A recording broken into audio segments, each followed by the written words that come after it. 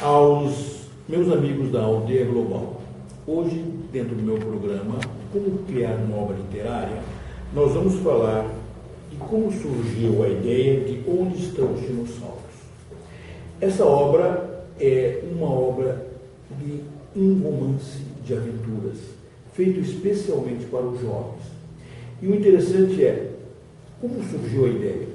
Na verdade, a ideia vem de uma viagem que eu fiz à Mongólia, um lugar perdido no mundo, espremido entre dois inimigos poderosos ao longo do tempo, a Sibéria da Rússia e a China com a sua muralha. E que também foi sede onde nasceu um grande conquistador, Gengis Khan. Foi nesse local, inclusive não foi fácil chegar até lá, no deserto do Gobi, onde fiquei quase uma semana, habitando no Magé, tá? Que nós tivemos a oportunidade, primeiro, de conhecer a região, o que era importante para que nós pudéssemos estabelecer o quadro, o palco, aonde iria ser criado o desenvolvimento da história. Veja bem, Mongólia é um lugar gigantesco, em extensão equivalente ao nosso Amazonas, do Brasil, uma população relativamente pequena e sujeita a tempestades e ventos furiosos e temperaturas baixíssimas. Ulaanbaatar, que é a capital, é considerada a capital mais fria do mundo. Lá se congela. Muito bem. O que se viu, o que se descobriu nessa Mongólia tão distante? O interessante é que a Mongólia, e eu estive no Gobi, um lugar que, pelo nome fala-se em deserto, mas na realidade, Gobi para o mongol significa um lugar de pouca água. Não há necessidade de dizer deserto do Gobi. A própria expressão Gobi já indica que é um lugar difícil, onde a água é escassa, mas onde a vida é possível. Gobi é um lugar para meditação. Lá na época que eu tive, há uns 4 anos atrás, não havia praticamente comunicação. Para você tentar uma conexão com o celular, nós tínhamos que entrar pelo canto, tentar encontrar um lugar mais elevado e tentar a sorte. Nessa nossa viagem, e vocês poderão observar através de alguma das fotos, tá, de que não tínhamos infraestrutura nenhuma. Nós estávamos vivendo numa habitação praticamente igual à utilizada pelas tropas de Gengis Khan. Guerra. É mais ou menos uma unidade de fácil movimentação, coberta com pele e peitinho de carneiro, certo? Facilmente desmontável. Tanto assim que Gengis Khan estabeleceu a chamada civilização das tendas. Para o mongol não se construía nada, eles eram nômades. Não havia cidades, eles não construíram cidades fortes. Eles foram mais famosos por destruir as cidades dos outros. Muito bem. O que eu achei interessante na Mongólia é que, após Gengis Khan, eles ficaram um período muito grande sob submissão total aos chineses. Tanto assim que até hoje o mongol tem raiva da China, apesar de depender dela, porque eles foram extremamente explorados. E para se libertar, eles tiveram que utilizar o apoio dos bolcheviques que estavam tomando o poder na Rússia. Então, eu utilizei 3 personagens, um avô, um pai e um filho rebelde. O avô está associado ao período em que a Mongólia era um satélite comunista. Na ONU ela tinha uma representação, mas ela só dizia o que Moscou enviava. Stalin era importante na época. Bom, com a queda do muro de Berlim, há uma transformação. A onda entra o pai, que já começa a ter propriedade, saber a importância de não deixar o governo pegar os seus rebanhos. E o neto, ele é de uma época mais evoluída, certo? Já temos uma época em que há uma abertura, em que há uma chegada de europeus de tecnologia.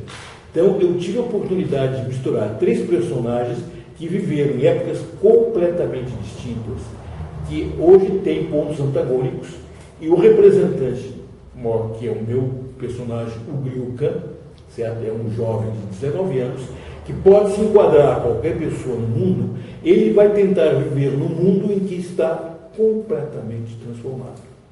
Para vocês terem uma ideia, a Mongólia, certo? em certos momentos, ficou completamente isolada do mundo. Praticamente ninguém ia nessa região. Ela sofreu expurgos políticos severíssimos na época de Stalin. E antes da Revolução Cultural Chinesa, que destruiu os mosteiros, também houve uma perseguição ao budismo. Para vocês terem uma ideia, hoje, Gengis Khan é o personagem central. Você vai encontrar o nome dele em ruas, em praças, estátuas gigantescas.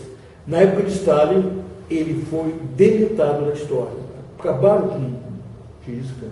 Ninguém podia falar dele. Inclusive, disseram que uma vez, numa universidade, um professor fez uma leve menção sobre Gengis Khan. Na semana seguinte, ele não deu mais aula e nunca mais alguém ouviu falar do personagem. Tal assessor existente. Outra característica interessante da Mongólia é a seguinte: eles tinham uma escrita vertical antiga. Os russos mudaram a escrita. Alteraram, tanto assim que a escrita hoje na Mongólia é cirílica.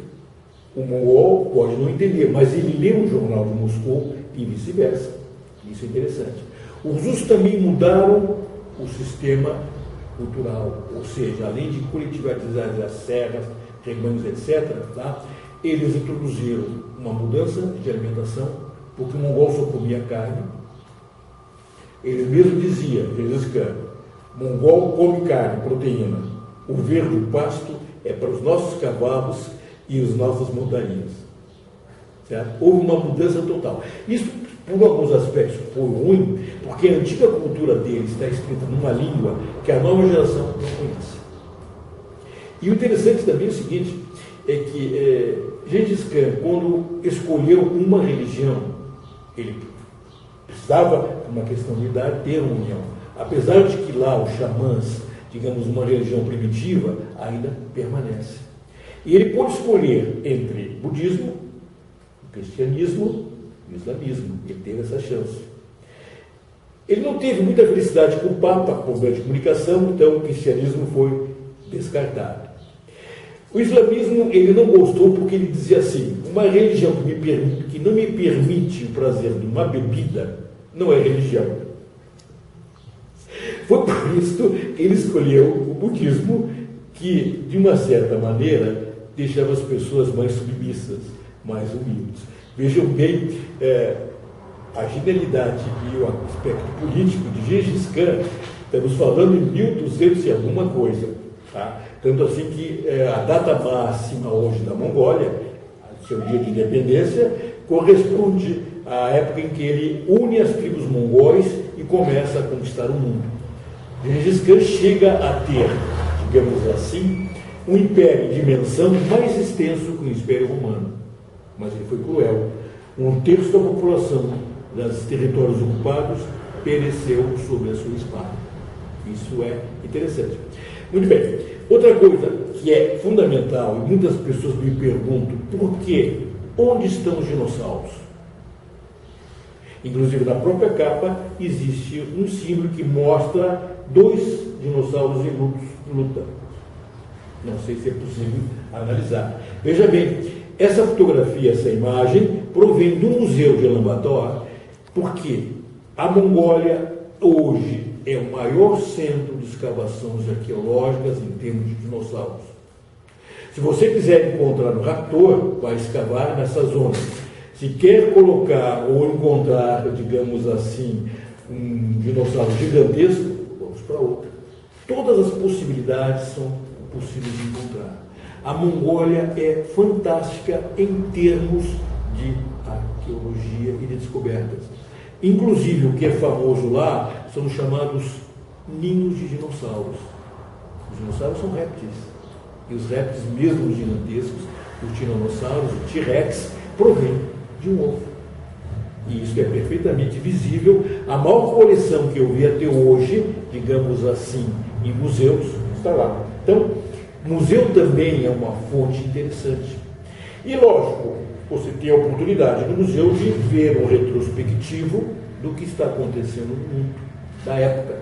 Tá? Inclusive, interessante, encontramos um traço de Marco Polo nessa região. Outro personagem que também vai aparecer. Marco Polo tinha tanta importância que no documento que está lá no Museu de Lavador, ele aparece como testemunha, ou seja, ele estava ao lado do imperador, no caso era um neto de Gengis Khan, e era tão importante que ele precisava ter um selo real ao seu lado, o carimbo de Marco Polo. Marco Polo dizia assim, o que eu escrevi não é nem metade do que eu vi, porque ele é importante como olheiro. Muito bem, foi nesse contexto, interessante, tá, que eu criei uma aventura que utiliza todos os contrastes que existem na Mongólia, e tem mais uma coisa que é importante, existem duas Mongólias, a Mongólia exterior, que está na China, e a Mongólia interior, que é independente. Ambas são Mongólias, ambas racialmente iguais, só que no lado chinês, eles estão sendo exterminados como cultura, porque a China manda colonos. Então, enquanto numa temos 3,5 milhões de mongóis independentes, um regime um pouquinho complicado, um pouquinho de política, um pouquinho de corrupção, esse pouquinho pode ser até ampliado, pelas informações que eu tive, tá? Mas importantes. Outra coisa também que é importante citar, tá, é que a Mongólia hoje é uma grande fonte de minerais. Ela está sendo utilizada porque ela não foi utilizada. Mas, por uma regra básica, 1/3 ou 1/4 do seu território está sendo preservado como uma reserva natural. Então, ainda hoje, se você quiser um lugar exótico para fazer expedições, vamos para a Mongólia. Tá?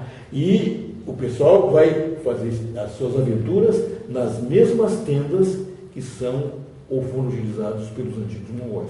Para vocês terem uma ideia, a capacidade de movimentação dos mongóis era tão grande que uma cidade de 10 mil habitantes podia ser desmontada, desmobilizada e transportada em expedição em questão de horas.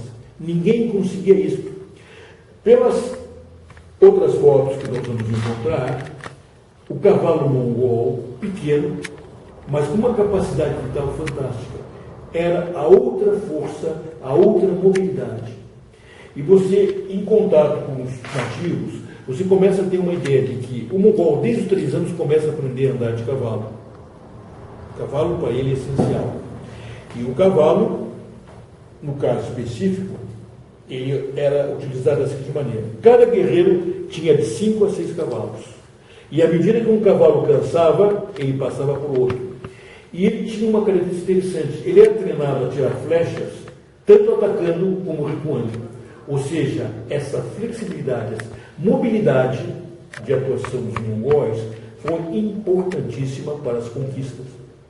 Mais uma coisa interessante. Debaixo daquele gibão de couro que eles utilizavam, os mais importantes tinham uma camisa de seda. Por que seda? A seda, por uma característica do bicho, seda que é construído, por um produto químico, tem uma resistência fantástica. Ela evitava a penetração das flechas da época e, mais ainda, a seda tem uma propriedade cicatrizante. Ela é quase como um antibiótico. Então, mesmo uma ferida através da seda, o seu poder de recuperação é muito maior. Então, veja bem, a Mongólia era um prato cheio para que eu pudesse escrever. Aí eu coloquei 3 regimes políticos em contradição através de 3 gerações. Depois, o aspecto de existir um campo fantástico de pesquisa. O meu herói vai encontrar um pesquisador americano que está fazendo pesquisas, fazendo escavações, certo? E que tinha perdido numa das inúmeras guerras americanas e que vai adotar esse jovem que quer aprender, que precisa crescer, que precisa dominar o computador, praticamente como um filho, certo? Então, esse jovem é um protótipo do rebelde de hoje, que não aceita o que existe como base, mas que tem um aspecto cultural muito grande. E outra coisa interessante, depois da destruição dos mosteiros budistas, está voltando a nova fé. E uma característica do budista, ou de quem segue a religião, Em algum momento da tua vida, tu tem que ficar 3 a 6 meses num mosteiro para ter uma visão da cultura e para ter uma outra visão do mundo, uma visão meditativa, certo? Mais um ingrediente que a gente coloca no filme. No filme, eu digo, no meu livro, tá? Porque o livro não deixa de ser um filme que você vai descrevendo fatos que são reais dentro de uma imaginação. Então, onde estão os dinossauros? É uma pergunta, ela é bem mais ampla. São os nossos fantasmas, são o nosso passado, certo? Muitos estão enterrados, muitos desconhecidos, mas nós precisamos aprender a enfrentar os dinossauros, quer reais ou imaginários, para podermos vencer. Então, esta foi a trama que eu utilizei, tá, para criar um romance de aventuras que eu acho bastante interessante e bem adequado para a juventude de hoje, porque ele tem mistério, ele tem drama, há problemas pessoais e o palco que nós temos lá é fantástico. A Mongólia, digamos assim, pelo Gobi, pelos seus camelos, pelos rebanhos de cabras que produzem a melhor lã. O cachemir da Mongólia é superior ao cachemir da Irlanda e da Inglaterra, e bem mais barato. Tá? Realmente é complicado chegar lá. No inverno é praticamente inacessível, porque as temperaturas caem muito abaixo de zero e não existe bem ainda uma infraestrutura, certo? E mais um detalhe, quem quiser fazer a Transiberiana, uma nova, digamos assim, ícone em termos de viagem, pode fazer um trecho Pusa pela Mongólia. É o trecho que eu aconselharia para as pessoas que possam querer. Então, aos meus amigos da Via Global, eu apresentei onde estão os dinossauros, com mais ou menos um roteiro que eu segui para realizar a minha obra. Agradeço a atenção, até uma próxima. Beleza.